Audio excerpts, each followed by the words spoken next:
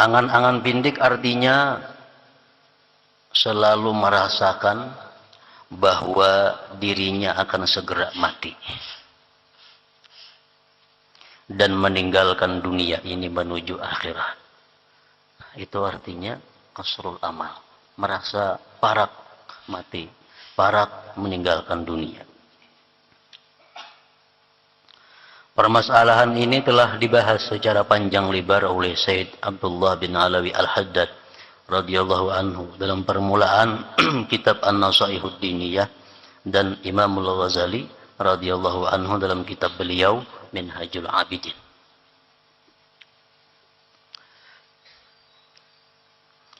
Para ulama mengambil daripada beberapa hadis Rasulullah sallallahu alaihi wasallam. Jar mereka, man kasura amaluhu akramahullah bi arba'i karamat. Orang-orang yang angan-angannya pindik, orang-orang yang merasa bahwa kematiannya itu dekat, orang ini diberi Allah 4 karamah, 4 kemuliaan. Yang pertama, quwwatul ibadah, kuat ibadah.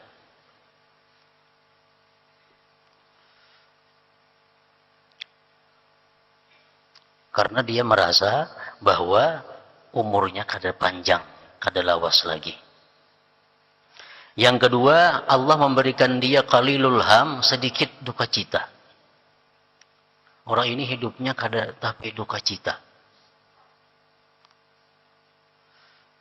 Yang ketiga, diberi Allah ridha bil qalil minad dunya, dia ridha dengan yang sedikit daripada dunia. Yang keempat, nurun fi qalbih, diberi Allah cahaya di dalam hatinya. Ini orang yang selalu merasa kematiannya itu dekat. Kematiannya itu kada jauh lagi. Yang keempat, diberi Allah nur, cahaya di dalam hatinya. Lianna nurul qalbi min arba'ati asya, karena cahaya hati kita ini dapat dari 4 macam. 1, batnun ja'i, orang yang perutnya lapar, orang yang mengamalkan puasa. Ini bisa juga mendapatkan cahaya hatinya. Yang kedua, yang bisa memperoleh cahaya hati ini, sahibun saleh, dia ada punya kawan yang saleh. Kawannya orang saleh, kawannya orang yang baik kepada Allah. Yang ketiga, yang bisa menerangi hati adalah zikrul dzunubil madiyah, mengingat dosa-dosa yang telah lalu. Mengingat dosa-dosa yang telah lalu. Yang keempat, kasrul amal, pindik angan-angan. 4 hal itu penerang hati, artinya nur bil qalbi.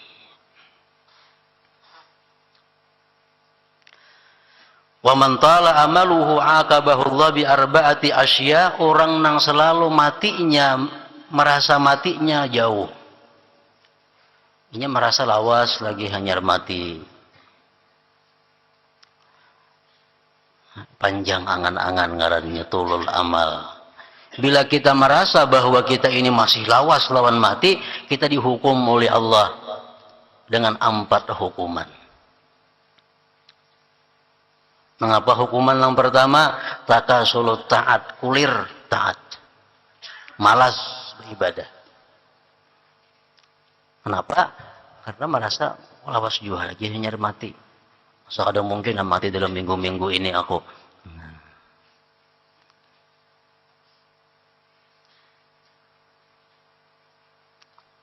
Takasulut taat, dihukum oleh Allah dengan malas berbuat taat. Yang kedua, Allah berikan dia kasratul humum, banyak duka cita, banyak pikiran.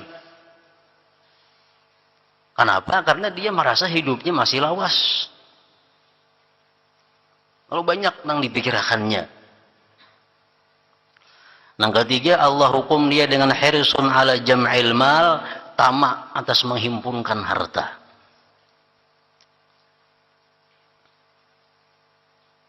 Nang keempat, kaswatul qalb, nang keras hati, gelap hatinya. Orang-orang yang merasa hidupnya masih lagi lawas itu gelap hati, keras hati.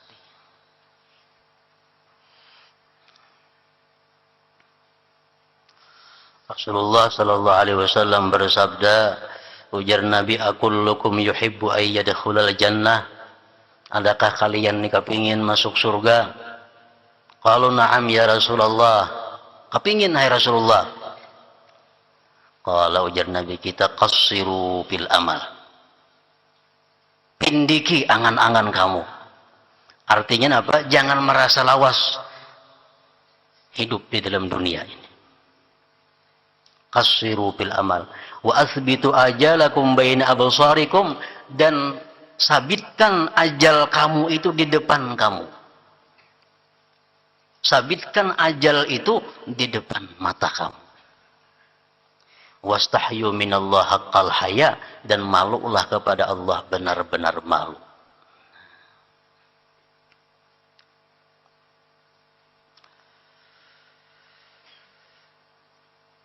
Jadi pindik angan-angan ini termasuk adalah merupakan sifat-sifat nang mulia.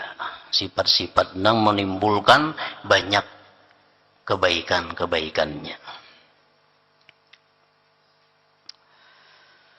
Allah Ta'ala mewahyukan iqtaraba linnasi hisabuhum wa hum fi ghaflatin mu'ridun. Telah dekat kepada manusia hari perhitungan segala amal mereka. Maksudnya mati. Sedangkan mereka berada dalam kelalaian, lagi berpaling daripadanya. Kenapa bisa demikian? Karena dia kadang membayangkan mati itu secepat ini. Kadang membayangkan bahwa mati itu secepat ini.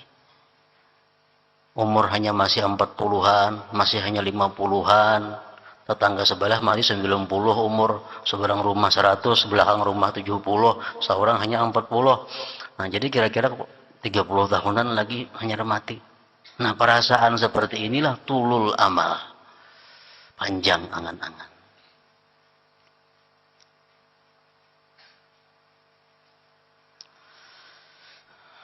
Qul innal mauta alladhi tafirruna minhu fa innahu mulaqikum thumma turadduna ila alimil ghaibi wasyahadah fayunabbi'ukum bima kuntum ta'malun. Katakanlah wahai Rasul, sesungguhnya kematian yang kalian lari darinya itu akan menemui kalian. Yang kita lari daripada kematian nih, sebenarnya kita tuh mendatangi kematian. Kematian tuh menunggu kita. Kita yang mendatanginya.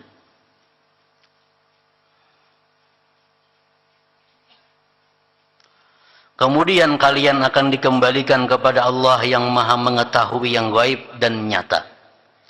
Lalu dia beritakan kepada kalian apa yang kalian kerjakan semasa hidup di dalam dunia ini.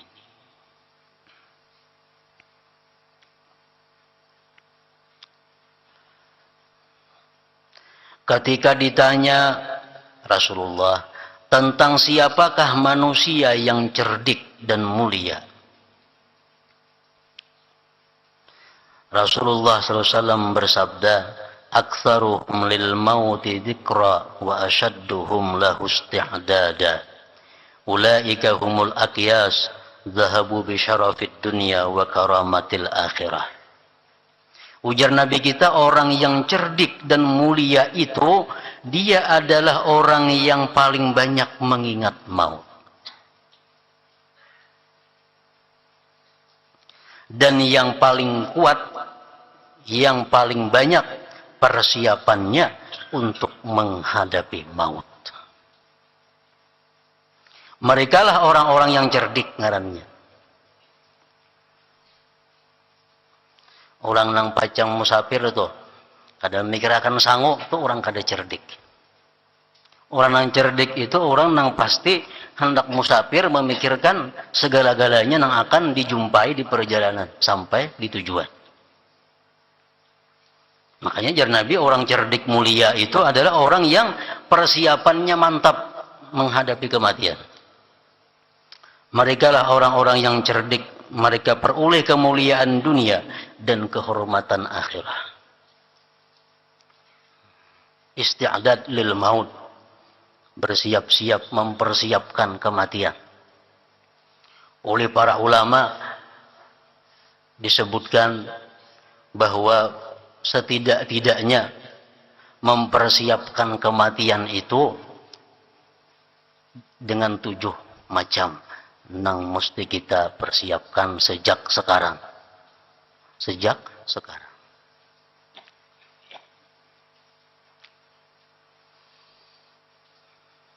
Yang pertama, ujar mereka, tandanya orang yang punya kesiapan menghadapi kematian itu, pertama adalah dia sudah punya wasiat. Dia sudah punya wasiat.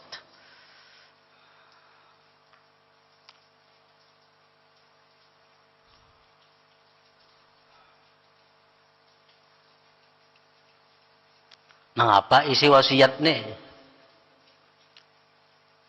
Isi wasiat itu nang apa? Nang pertama, nang perlu kita wasiatkan lawan anak buah kita, keluarga kita. Nang kita tulis dalam wasiat itu nang pertama, kalau kita ada menyimpanakan barang titipan orang, itu perlu diberitahu orang rumah nih. Terus sepeda motor itu pak ada ampun kok, tuh orang menitip. Nang nito kada juga tuh orang minjami. Dia perlu wasiat. Nang kedua, nang kita wasiatkan apa kalau kita ada hutang piutang. Ini perlu kita wasiatkan lawan orang rumah kita, aku ada hutang lawan si fulan sekian. Ada hutang lawan si fulan sekian. Ada hutang lawan si fulan sekian. Nah, ini wasiat. Itu wasiat nang wajib, nang mesti dilakukan. Jadi kada perlu lagi pengumuman nang keluarga nih di padang orang sambayang kipayah kina. Kalau ada merasa tetangga-tetangga nang ada hutang piutang, silahkan menghubungi keluarga, kada perlu lagi. Ini nang mati sudah punya jelas ada wasiat, hutangku lawan si anu, si anu, si anu.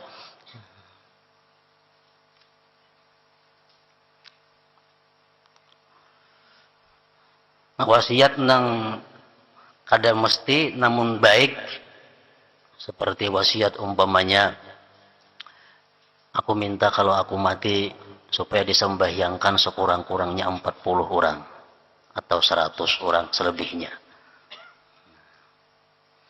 Kalau aku mati, usahakan nang mamandii aku orang-orang nang saleh, nang mangafan aku orang-orang nang saleh, nang menyembahyangkan aku orang-orang yang saleh. Nah, ini wasiat nang sunnah. Yang tadi wasiat nang wajib itu kita memadahkan itu. Nah, ini isti'adad lil maut.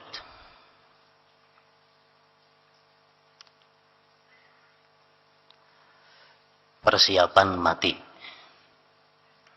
Nang kedua, nang perlu kita bersiap-siap itu indah sakarah. Menghadapi sakaratul maut ini, nah, ini mesti ada persiapan. Persiapan khusus supaya menghadapi sakaratul maut itu kita kada gelubuk-gelubuk. Kenapa? Karena kita menghadapi sakaratul maut itu kita bertemuan lawan makhluk yang belum pernah kita lihat. Kita belum pernah melihat makhluk seperti itu, makhluknya yang datang kepada kita, yang bakal mencabut nyawa kita. Nah, bila kita kadang mempersiapkan diri dengan persiapan-persiapan, kita melihat, sudah hilang ingatan segala-galanya. Melihat bentuk malaikat maut, sudah bubar semua. Jadi menghadapi itu ujar para ulama sangat diperlukan persiapan-persiapan yang tertentu untuk itu.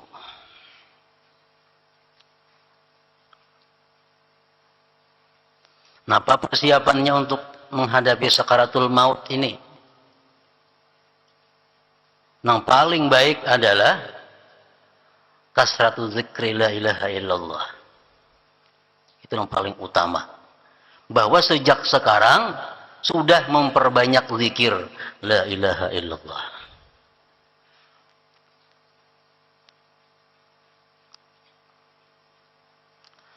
Jibril pernah datang kepada Rasulullah SAW. Ujar Jibril, wahai Rasulullah, bahwa la ilaha illallah itu merupakan unsur muslim atau mukmin indal maut. Kalimat la ilaha illallah itu merupakan kawan kita menghadapi kematian. Unsur mukmin.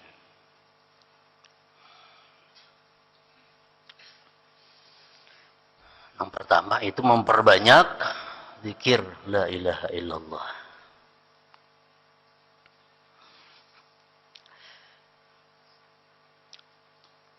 Nah, jadi ini ada rencana hendak mengijazahkan zikir ini, zikir la ilaha illallah nih. Jadi diijazahkan kaina zikir la ilaha illallah ini, dan ini memakan waktu perlu sekitar 2 jam kira-kira untuk segala macamnya. Nah, jadi ditentukan kaina harinya, insya Allah hari Sabtu yang akan datang. Bukan Sabtu ini, ada Sabtu akan datang. Sabtu akan datang, cuma dimulai sekaligus kebanyakan orangnya ada hawa. Jadi kita tarik dahulu nang umur 50 ke atas.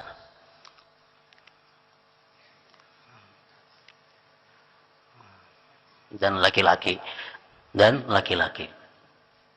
Bini-bini kayaknya lawan lakinya mah ambil, nah nyaman aja lagi. Mana ada biasa laki. Jadi hari Sabtu yang akan datang 10 hari lagi insya Allah jam 10 lah, jam setengah 10 pagi. Nah, cuma terlebihnya dulu di daftar kita ngarannya daftar mulai hari ini nama bin, dan perlu nama lawan bin. Karena untuk ijazah itu perlu ada nama dan binnya. Nah, jadi sekaligus kayaknya ijazah itu ijazah zikir dan cara-cara kayak apa sebenarnya aturan-aturan orang yang mengamalkan zikir itu.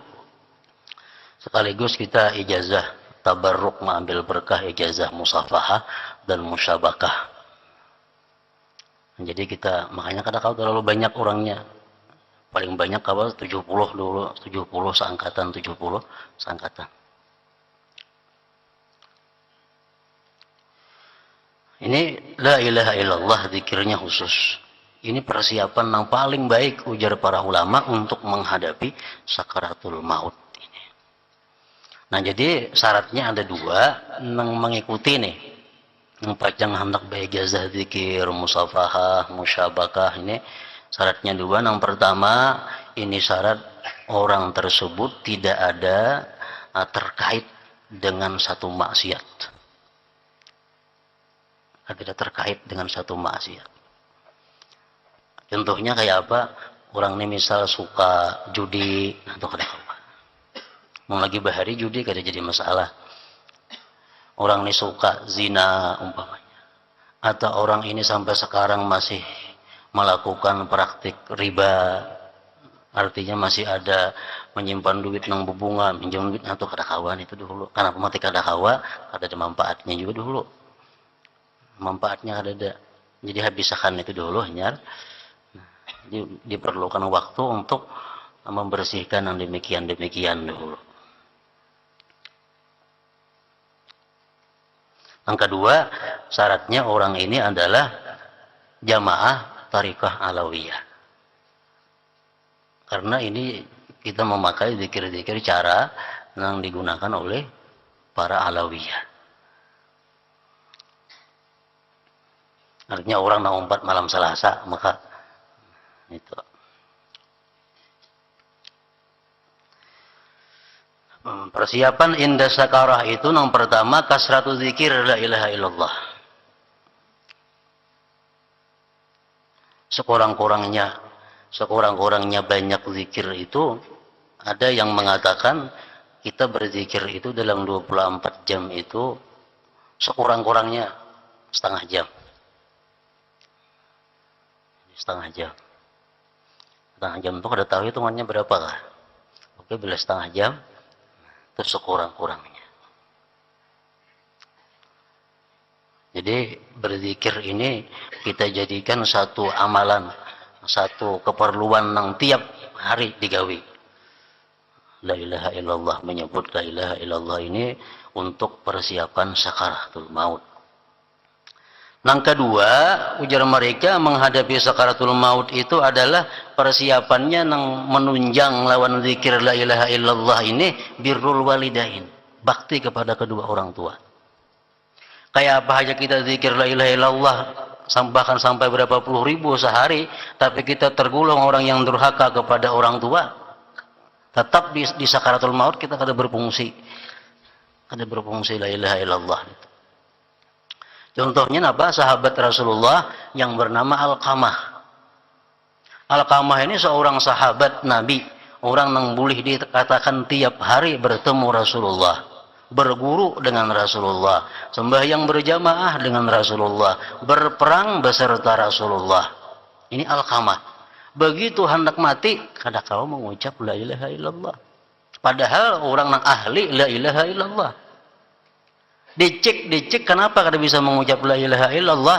Ternyata menyakiti hati ibunya. Dia lebih mementingkan istrinya daripada ibunya. Dia lebih mengutamakan bininya daripada mamanya. Nah ini. Jadi kayak apapun amalan kita menghadapi sakaratul maut, kalau kada ditunjang dengan birrul walidain, itu kada kawan. Mesti bakti kepada kedua orang tua. Amal orang tuanya sudah mati bang, kadang menghalangi kebaktian. Tiap malam membacakan Fatihah kepada orang tua, tiap minggu ziarah ke kubur orang tua, tiap Jumat gitu ziarah ke orang tua, itu tanda kebaktian. Itu tanda orang yang bakti. Walaupun dalam waktu hidupnya ini kada sempat berbakti kepada kedua orang tuanya. Begitu orang tuanya mati, tiap Jumat ini ziarah itu dicatat sebagai orang yang bakti kepada orang tuanya. Itu amun yang sudah mati. Persiapan sakaratul maut ini, la ilaha illallah diperbanyak dan birrul walidain. Kemudian yang pasti kita lalui indah soal. Kita mempersiapkan diri sewaktu ditanya oleh si munkar dan nakir. Ini pasti kita lalui. Munkar nakir ini. Dan ini kada kawa dihafal. Andai kita hafal dalam dunia nih, hafal benar marrabuka Allahu Rabbi, hafal bujur. Masuk ke dalam kubur kita, datang munkar nakir, hilang sudah hafalan itu, dapatnya munkar nakir.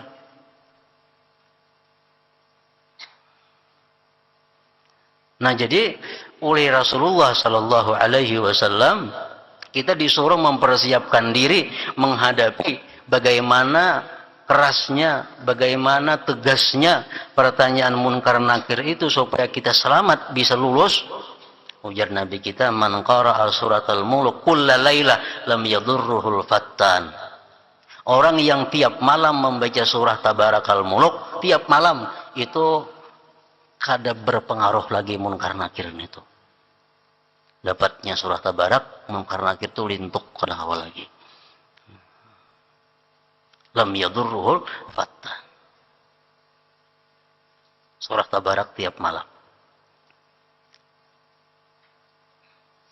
Jadi ngaran malam itu mulai maghrib sampai subuh. Amun nang waktu nang paling baik imbah maghrib. Itu paling baik. Digabung lawan alif lam tanzil sajadah. Nah, digabung dua. Karena ujar Nabi kita dalam satu hadis, orang yang sesudah maghrib itu membaca surah Tabarak lawan alif lam tanzil sajadah, itu pahalanya sama dengan Lailatul Qadar. Mbah maghrib tapinya. Digabung lawan alif lam tanzil sajadah. Itu persiapan waktu menghadapi munkar nakir. Nang keempat, nang kita disuruh Nabi bersiap-siap untuk menghadapi kematian ini adalah al-muqsu fil qabar, kita berdiam lawas di dalam kubur. Lawas dalam kubur. Sampai kena hari dibangkit kita. Nah, apa dalam kubur kita gawe? Sembahyang kada kawa lagi, beribadah kada kawa lagi, ngapa dikubur? Ini perlu kiriman-kiriman nang dalam dunia ini. Ini perlu kiriman-kiriman nang dalam dunia. Ujar Nabi, "Idza mata ibnu Adam in kata amalu illa min thalas, sadaqatin jariyah aw ilmin yuntafa'u bihi aw waladin shalih yad'u lahu." Bila mati manusia putus sudah amal kecuali 3. Pertama, amal sedekah jariyah. Nah, ada sedekah jariyah. Ada beisi membangun nang apakah sebuah buah nang mana ada beisi kekayaan. Ada beisi atau menukarakan tanah kah diwakapakan nang pacang digunakan orang terus menerus. Jadi walaupun di dalam kubur berapa ratus tahun, tetap ada setiap saat kirimannya nih. Ini sedekah jariyah nang mengalir.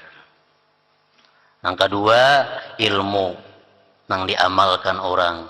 Nah, kita menyampaikan satu ilmu, kemudian ilmu terus menerus diamalkan orang. Menjadi Imam Syafi'i contohnya.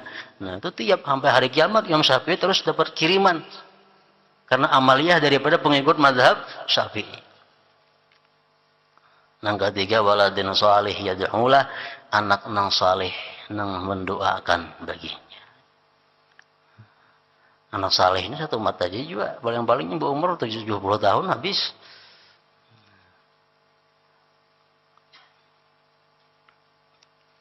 Nah, itu persiapan mukus bertahan berdiam di dalam kubur sampai hari kiamat.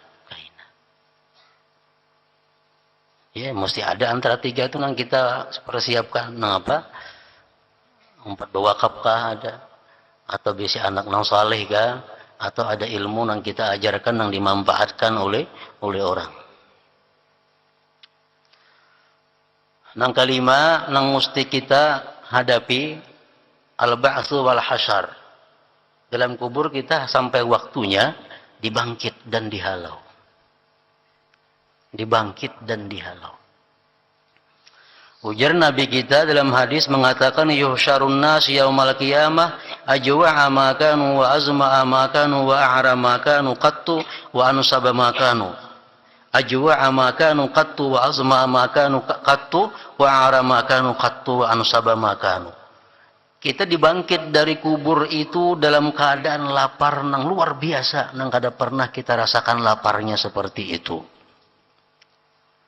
Kita dibangkit dari kubur dalam keadaan haus, nang bersangatan haus, nang kada pernah kita sehaus itu. Nang ketiga, kita dibangkit dari kubur dalam keadaan tidak ada sehelai jua pun pakaian nang ada di badan kita. Nang keempat, kita dibangkit dari kubur dalam keadaan susah payah. Lalu ujar Nabi apa? Faman at'ama lillah fid dunya at'amahullah wa man saqa lillah saqahullah wa man kasa lillah kasahullah. Barang siapa yang di dalam dunia orang ini suka memberi makan kepada orang lain. Suka memberi makan. Maka pada hari itu dia akan dapat makanan dari Allah. Barang siapa dia suka dalam dunia memberikan minuman kepada orang, maka pada hari itu dia dapat minuman dari Allah. Barang siapa dalam dunia dia suka memberikan pakaian kepada orang, pada hari itu dia akan dapat pakaian dari Allah. Nah, jadi persiapan untuk menghadapi yaumil ba'ats wal mahsyar itu dalam dunia ini adalah suka memberi makan, memberi minum, memberi pakaian. Arti sukan itu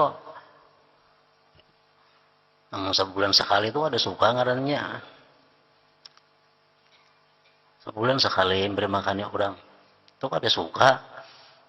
Arti memberi makan orang kada perlu. Banyak 100 orangnya kada perlu. Sesuai dengan kemampuan yang ada pada kita. Macam Nabi Ibrahim, beliau kada mau makan kecuali ada orang nang sidin beri makan. Tiap hari. Kita memberi makan kepada orang. Seminggu sekali termasuk suka memberi makan kepada orang.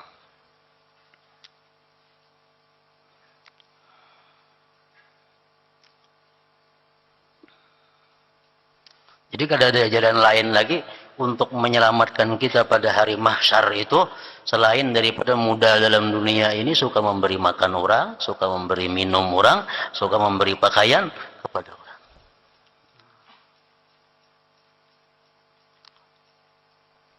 Nanang keenam, sesudah itu kita indal hisab wal mizan. Ini perlu persiapan. Kita menghadapi perhitungan amal, sesudah amal kita dihitung, ditimbang.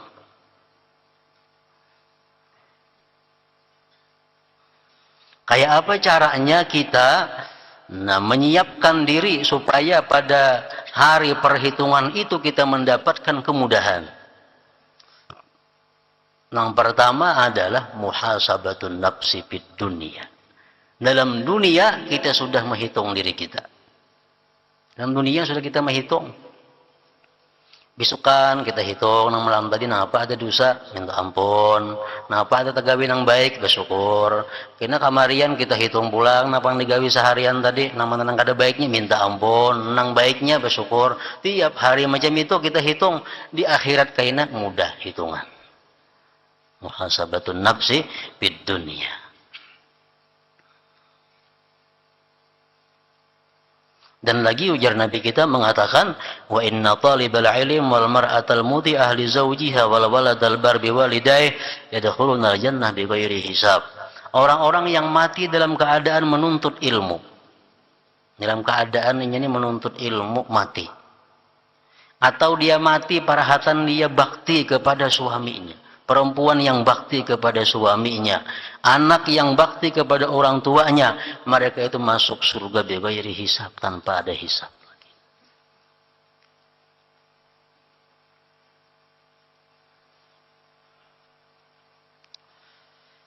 Nah, cuma ukuran bakti ini kita kada tahu. Jangan merasa membaktinya sudah lawan kuitan, lawan laki. Karena ukuran bakti itu sulit dilakukan. Makanya ganjarannya masuk surga bighairi hisab. Jadi persiapan kita isti'adat lil maut, menghadapi kematian kita waktu dihisab dan ditimbang kena amal kita itu, persiapannya adalah kada lain daripada muhasabah, menghitung amal dalam dunia dulu, hitung seorang. Tuhan menghitung di situ kena apa?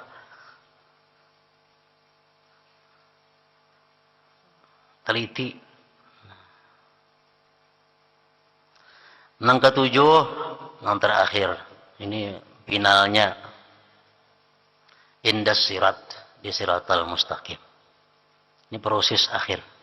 Untung celakanya kita ditentukan di sini, indas sirat.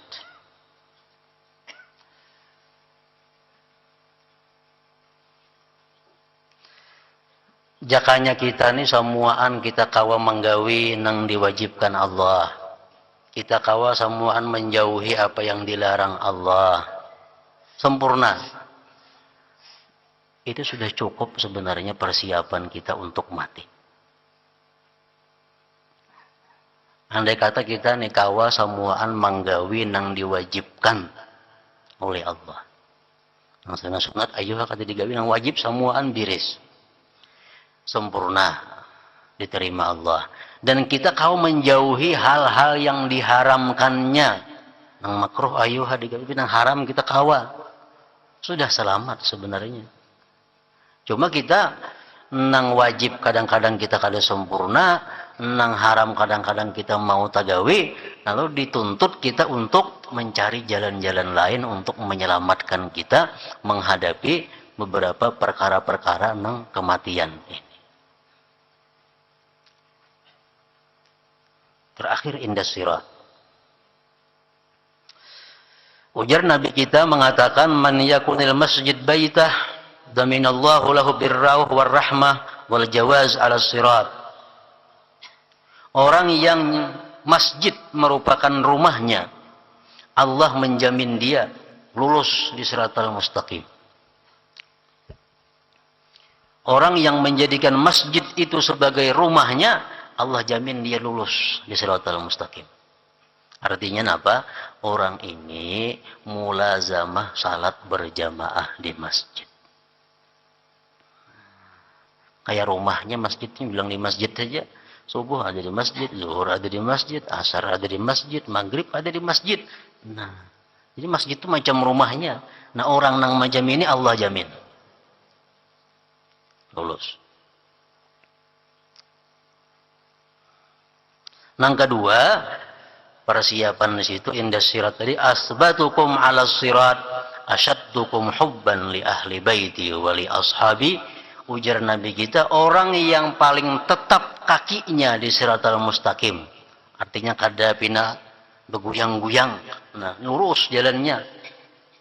Ada orang ini berjalan nah di juriring di siratal mustaqim, ini kada asbatukum, dia tetap tegak berikit di siratal mustaqim itu. Asyaddukum hubban li ahli baitihi wa li ashabi, orang yang sangat cinta di antara kalian dengan keluargaku dan sahabatku. Orang yang sangat cinta kepada keluarga Nabi, kepada sahabat Nabi, itu orang nang di siratal mustaqim kada akan tergelincir. Kokoh, pisit, nahapnya berjalan di siratal mustaqim itu. Karena dia dalam dunia ini sangat cinta kepada keluarga Nabi dan cinta kepada para sahabat Nabi.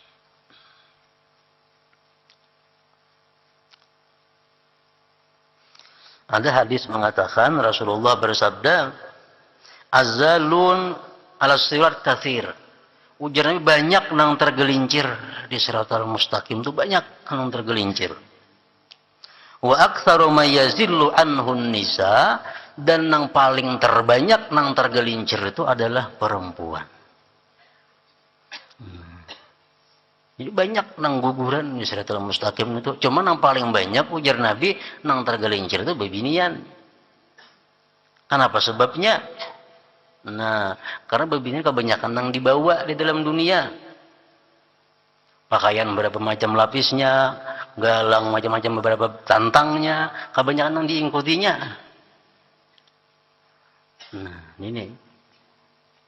Wa aktsaru man yazillu anhun nisa. Nang paling banyak guguran kaitan di siratal mustaqim itu adalah an-nisa, perempuan.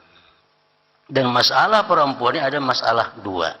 Masalah ahmarain ujar Nabi, perhiasan dan pakaian. Itu aja binian nih modalnya. Nang banyak menyebabkan mereka itu hancur. Banyak menyebabkan mereka itu binasa. Banyak mereka itu menjual kehormatan dirinya. Kenapa? Hanya untuk pakaian dan perhiasan. Aurat bini-bini kan banyak yang mesti ditutupi. Mulai rambut sampai ke batis itu mesti ditutupi. Dan penutupnya ini pun kada sembarang penutup. Kadang-kadang kita perempuan-perempuan nisaul muslimat, perempuan-perempuan muslim kadang-kadang auratnya tertutup juga, mulai rambut tertutup sampai batis tertutup, cuma penutupnya ini jadi orang tuh pol variasi, pol variasi bermutur itu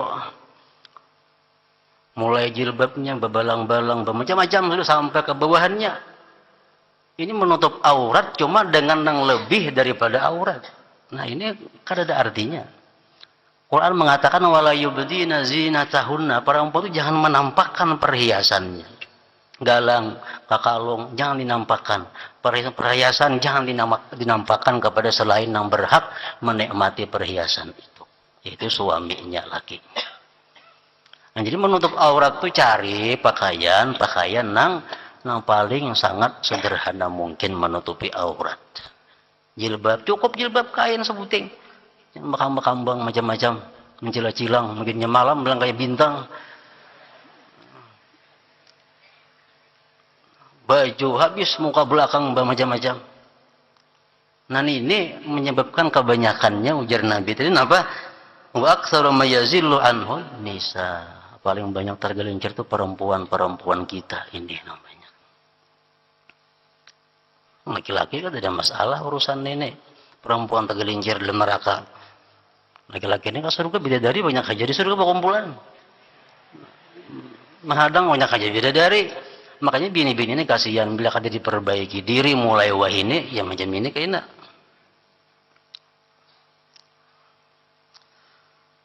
Perhiasan lawan pakaian ini masalah utama bagi bini-bini. Aku hanya berhutang, berkredit, macam-macam asa nukar baju yang baik, perhiasan yang baik. Aku hanya berhutang. Ini penyebab ng kehancuran perempuan ini.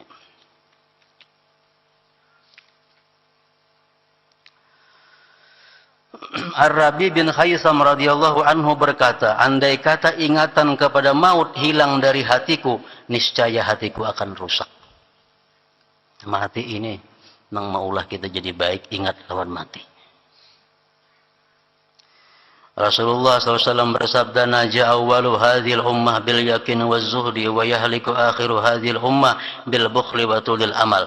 Selamat permulaan umat ini, umat-umat yang bahari di zaman sahabat tabi'in itu selamat karena memiliki yakin dan zuhud. Dan akan hancur akhir umat ini karena sifat kikir dan angan-angan panjang. Rasulullah SAW juga pernah memanjatkan sebuah doa yang berbunyi, A'udzubika min amalin yamna'u khairal amal.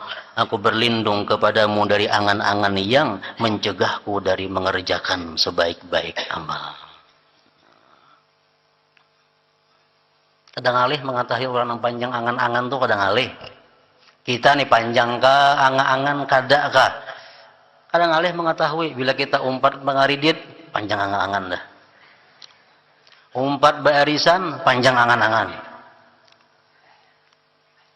Kadang kalau kita berpadah baik kepada diriku baik, barisan umpat 5 mata, umpat panjang angan-angan, merasa setahun lagi hanya mati. Panjang angan-angan. Jadi kadang alih mengetahui diri kita ini baik kah, kada kah, panjang angan-angan kah, kada kah, kadang alih.